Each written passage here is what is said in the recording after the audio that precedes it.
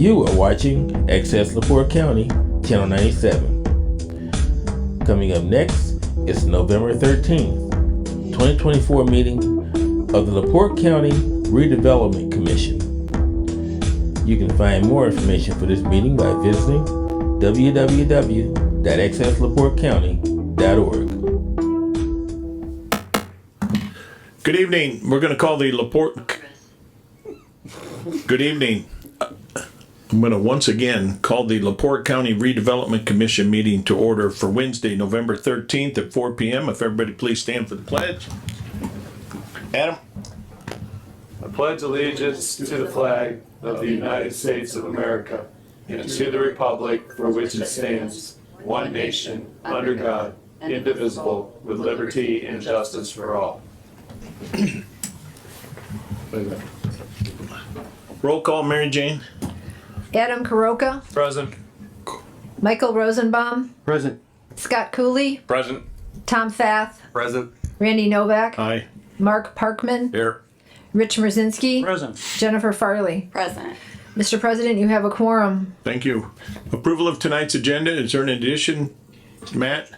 Yes, there is. Go ahead, Mary Jane. There's an addition to the agenda underneath the new business item. It's the interlocal agreement that will authorize the expenditure of the 39 North TIF funds to the city of LaPorte should you decide to do so. And Guy prepared that and he might choose to address that. What's this? Already there. Motion to approve the agenda as amended. Second. Motion is second. Any other questions or comments, additions? Hearing none, all in favor say aye. Aye. Those opposed? Thank you. Public comment. Public comment is now open. Anybody from the public that would like to speak? Anybody from the public that would like to speak? Anybody on Zoom? Anybody from the public? Public comment is now closed. Communications, Mary Jane. Communications for the month are auditors' requests for the November treasurer's report. We balanced and reconciled with the auditor. Auditor's office to prepare November 24 automated POs. Mail, we got the NIPSCO bill and the bank statements for the bond issue. Harold Argus claims notice published, distributed November 24th agenda to the media, Paxton Media invoice, transmitted minutes to the Bailey to post on the website, distributed draft agenda for comment, 39 North TIF expenditure documents, and then we had to create a Duneland Landscaping W-9 for a vendor number so that you could pay them should you choose to do so tonight. End of communications. Thank you. Treasurer's report. Mary Jane. Treasurer's report is as follows. KIP TIF balance $335,354. Just a correction. That did you say KIP? 421. Thank you. Okay. I changed my column. Sorry about that. Okay. 421. $335,354. US 421 allocation area 2 0. KIDC TIF $58,541. 39 North TIF $98,616. End of treasurer's report. Thank you. Is there a motion to accept the treasurer's report? Accept as presented. Motion and a second. Is there any other questions? Hearing none, all in favor say aye. Aye. Those opposed? Next item's the claims for tonight.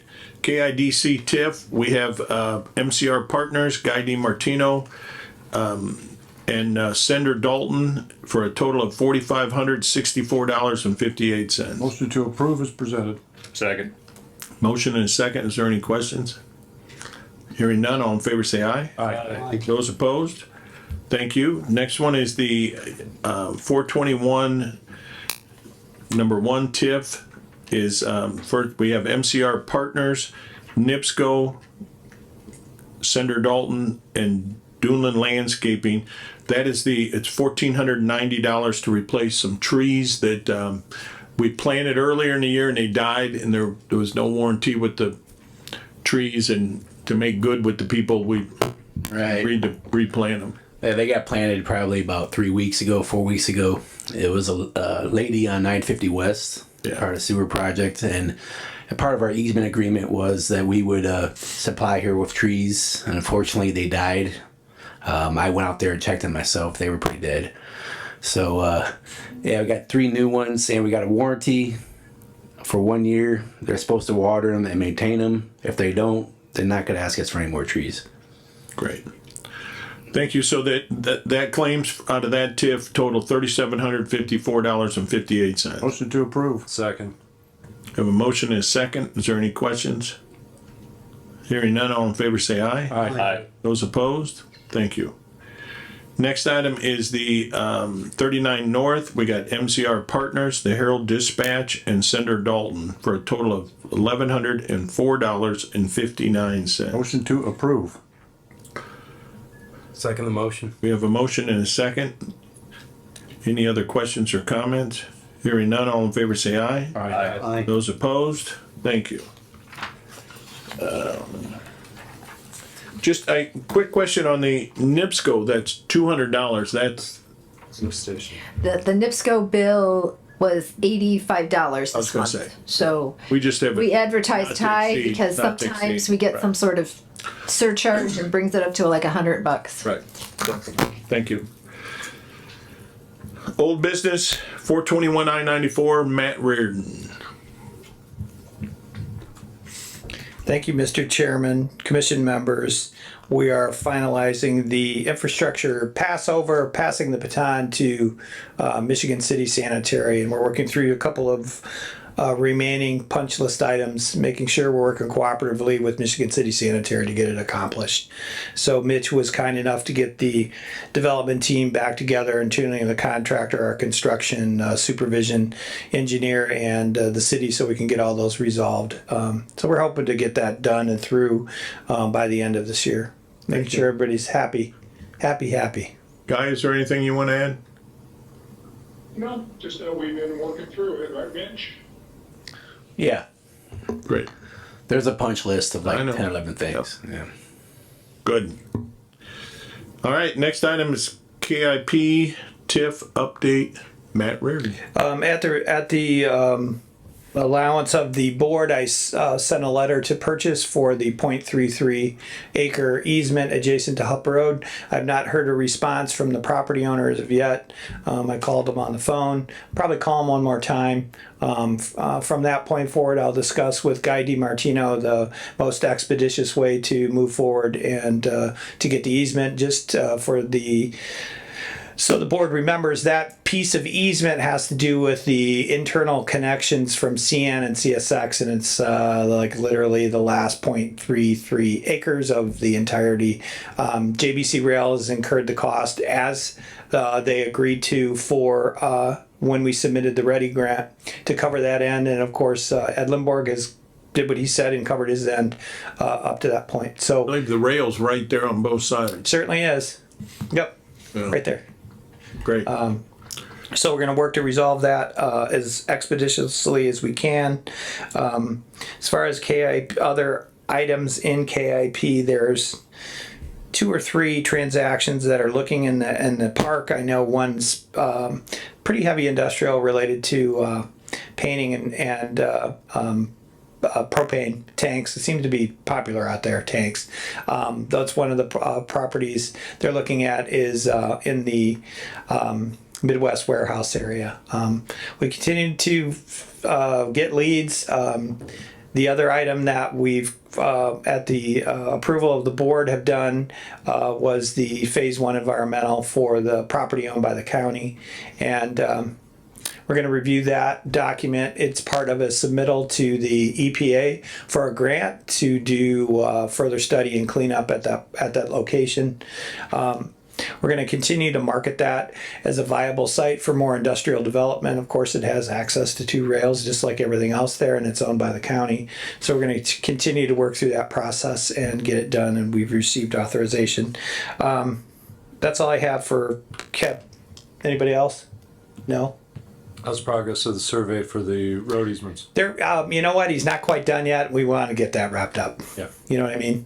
So we can hit 2025 with sending those letters out. I just can't send anything out until I have the easements done, so. And I know the private entities that paved the one road. people Yes, are thrilled right. with it. Yes, Yeah. that was really nice of Kingsbury Utility, and a couple other partners have done that. Yeah. I'm urging the good people of Third Line Road to maybe follow that lead of the good people of First Line Road and maybe do that themselves. I told them that until such a point that we have control of those easements, we can't spend public funds on those on the property, and it wouldn't be the recommendation of the Office of Economic Development to do so. Great. So they're hanging in there. Thank you. 39 North. Went to a groundbreaking, very nice for a senior living center project that kind of began with the county a handful of years ago. I know that they worked pretty hard on getting that done. There was a substantive issue related to the ability to have the requisite amount of fire protection at that location. I know that the developer and the city, as did, I know Randy had a hand in this and making sure it was safe. I mean, you can't have any building. Years-long negotiation and working out things, and they made significant additions to the system out there to make it so that it was able to do. So kudos to, City. no, Yeah. not the city. Nothing against the city, but to the developer out there, Ed Arnold, Arnold and yes. his development. And it was it's a $25 million project. It took a while, but you have to have the right kind of utility there to facilitate development. So in the city. In the city. and the city did a good job, and Bert can bring that up. But it was nice to see a project going up. It is. At that location. Next item is 3594. You could probably take that off the agenda. Well, for now, I guess we're not going to look at doing the utility extension, at least with ready dollars. Right. Or, I'm sorry, not without ARP funds. I don't think we should remove that from the agenda because there are users in that area that have asked again about utilities. And Right. I said, well, geez, if it's all about the timing. You missed the boat on $1.5 million. Of potential offset to do the project because we didn't have somebody to go through with the full project amount. I don't think it was wise to do half measure for that project until you could get it to the interchange and then be able to serve all sides. With that being said, there are two different entities that are looking at adjacent to, one of them's adjacent to Serenity Springs and the other one's off Muir Road. Both of them are going to require water and sewer upgrades to make the projects what they should be, and we're going to continue discussions with them, and it's going to take a little bit more hard work with the incumbent utility up there in Michigan City to figure out how to finance things and if that's what their process might be. Great. That's it. Mr. President or Chairman, does this group need to recommend to pull back the $1.5 million to the council? I don't know if that's a legal question or, I'm sorry, my microphone was off. I think we mentioned it last month also, Michael, Right. Okay. and I've notified the council. I don't think there's Right. anything else that needs to be done. Thank you. Yep. Thank you. Moving on to new. Use the money Yep. this month. Moving on to new business, consideration of the city of LaPorte TIF infrastructure expenditure. Bert Cook. Thank you, Mr. Chairman. I'm not Bert Cook, but Bert is here, and y'all may know Bert's the Director of Economic Development for the city of LaPorte. Bert had approached us regarding some infrastructure participation for some project work, and as the members know, we're 2 for 2 with leveraging investment not only by the city, but more importantly by the private sector doing projects that are connected to municipal sewer and water. There are 2 different types. I'll let Bert come up and talk a little bit more about the project, but I appreciate the efficiency that the city worked through to get this done and making sure that we had this papered correctly to create more investment and leverage some new jobs in the county. So Bert, why don't you come on up and Good evening to the Redevelopment Commission. Bert Cook, I'm the Executive Director of the LaPorte Economic Advancement Partnership. It's easy to confuse Matt and I. We both have beautiful sets of hair, so I can understand the confusion there. No, I appreciate it. I'd love to talk about the Bella Largo project a little bit, but before I do that, just want to thank you all and other members of the county. Matt mentioned one, but actually we've been together 3 times here the last 3 weeks celebrating groundbreaking ceremonies for new developments in our community. We've got the Hunter Woods development, which is a 170 unit residential development along Park Street. The Bella Largo project, which is the senior living facility, I'll touch on a little bit more. And then just yesterday, the Whispering Meadows, phase 8 of Whispering Meadows, which is Mitch and Carol Ficus's development off of Monroe. And those are all projects that, as you know, the city and the county, whether that be the council commission or the redevelopment commission, have worked on together to bring to fruition. I often stand in front of bodies like yours and we talk about how we have this desperate need for residential development, that we're losing people to other communities, people that want to live here don't have that opportunity because we don't have the housing stock. And this is the way you address those issues. We continue to work together. I know that has not always occurred between the city and the county, but really am proud of the fact that we, the collective we, have all been able to move forward and work cooperatively. Matt mentioned it, but the project that I'm speaking to you on tonight, it would not have happened absent a whole lot of cooperation by a whole lot of different bodies to get us to where we are today. So that's the Bella Largo Senior Living Facility. It's about a $16 million investment overall. Obviously started prior to the annexation process. There were fire suppression issues that kept that from being a reality. We've worked through some of those and have recently begun construction. One of the challenges with this particular development is there's a pretty substantial public infrastructure build, and I'm mostly talking about what is the roadway that will ultimately serve this development, that will, upon construction and completion, will be taken over as a public roadway. And so working through the City of LaPorte Redevelopment Commission and the Mayor's Office, we've been looking for funds or sources of funds to maybe help offset some of that cost that would otherwise be the burden of the developer.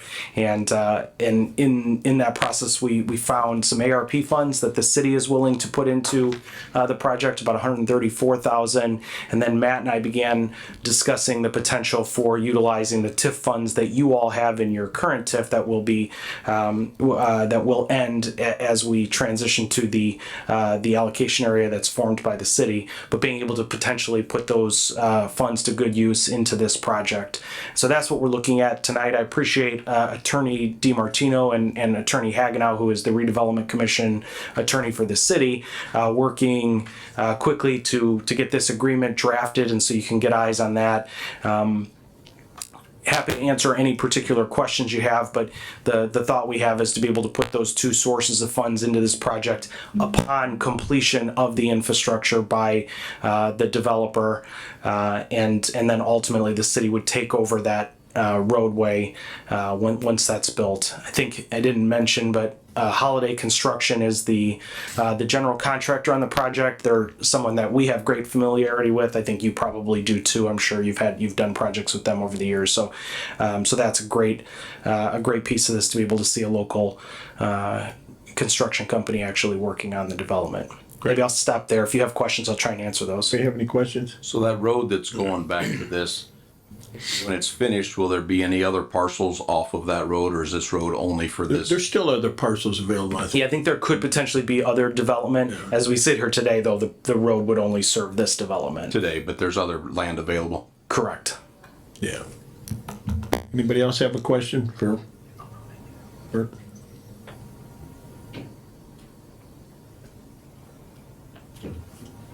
Thank you, Bert. We'll move on to the actual agreement that I just passed out to everybody. The agreement would be to transfer $76,720.57, a nice round number.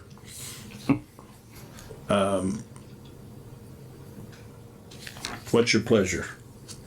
I think we've been talking about this for several meetings. So. I'd make a motion that we approve this I'll second. agreement.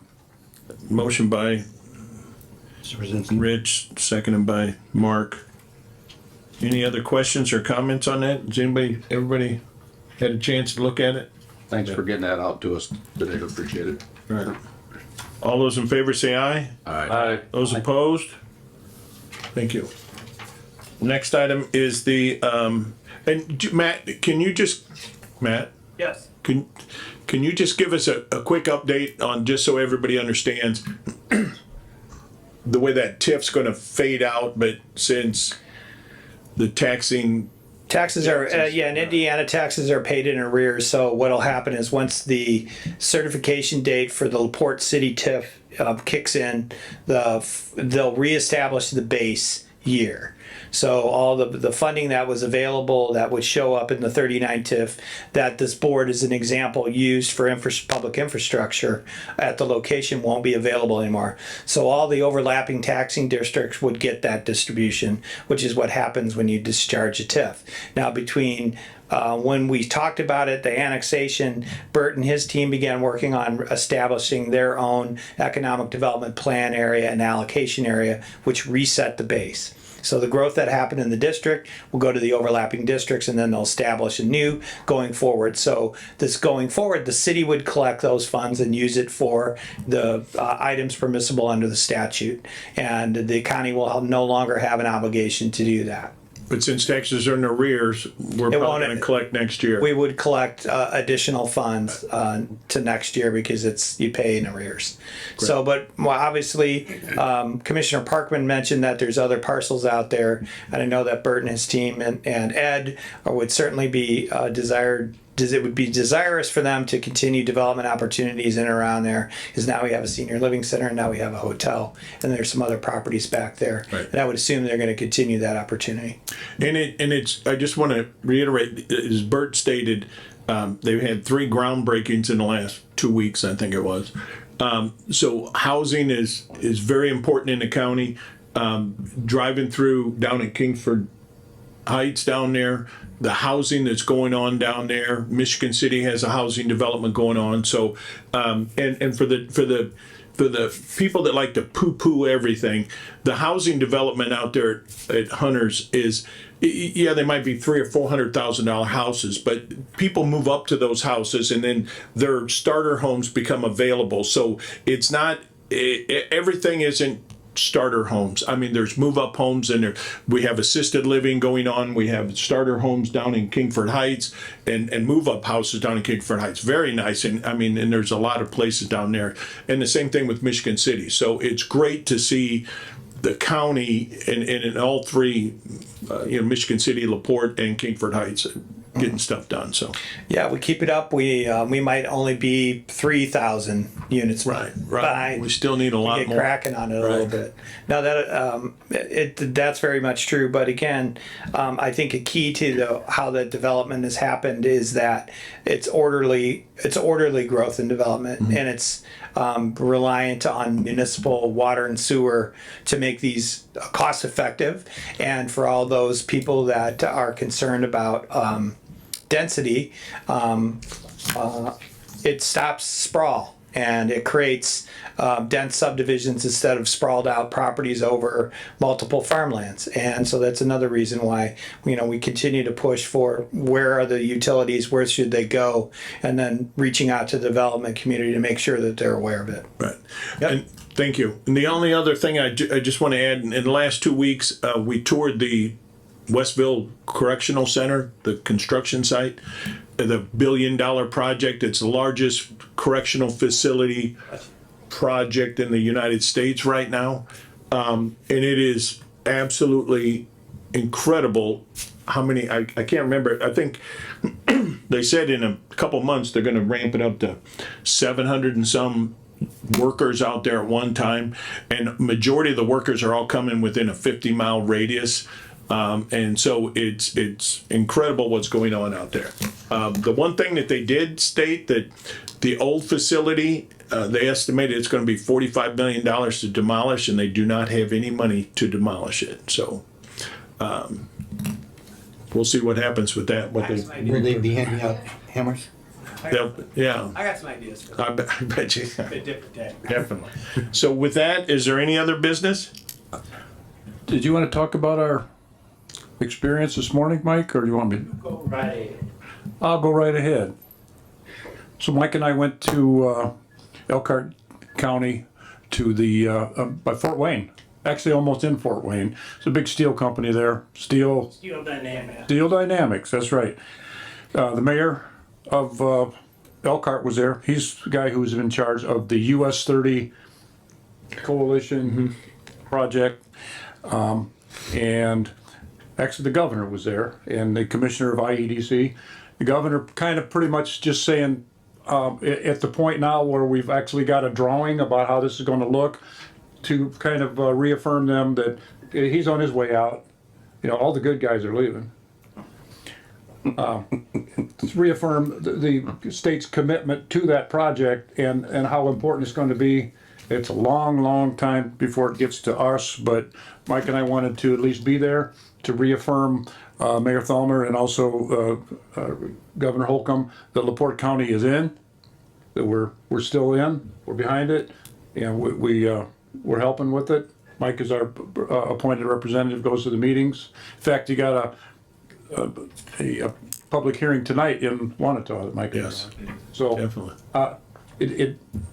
The trip over there was not bad. We didn't crash.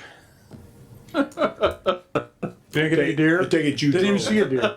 I take it you drove. It was worth our while to let them know that LaPorte County is Definitely. there. We took Appreciate you being there. and Yeah. it was all right. Yeah, the state of Indiana, INDOT released its studies on the route and what different upgrades and possibilities that might be, all the way from Valpo all the way to Fort Wayne. And like the commissioner said, tonight at 6 o'clock, we're meeting down in Wanata at the school to have public input into the session. So. And then this Friday we have a general meeting of the coalition. So it's been we've been meeting quite a bit the last week or so. So I'll keep you informed. Thank you, and I think Don Parker's Yes. with you on those. Thank Yes. you. And I've had several meetings with him. I've stopped out at the library and talked to him, and Yeah. we're trying to coordinate things. So Thank you. yeah. Any other business? Hearing none. Motion to adjourn. Second. All those in favor say aye. Aye. Those opposed? Aye. Thank you.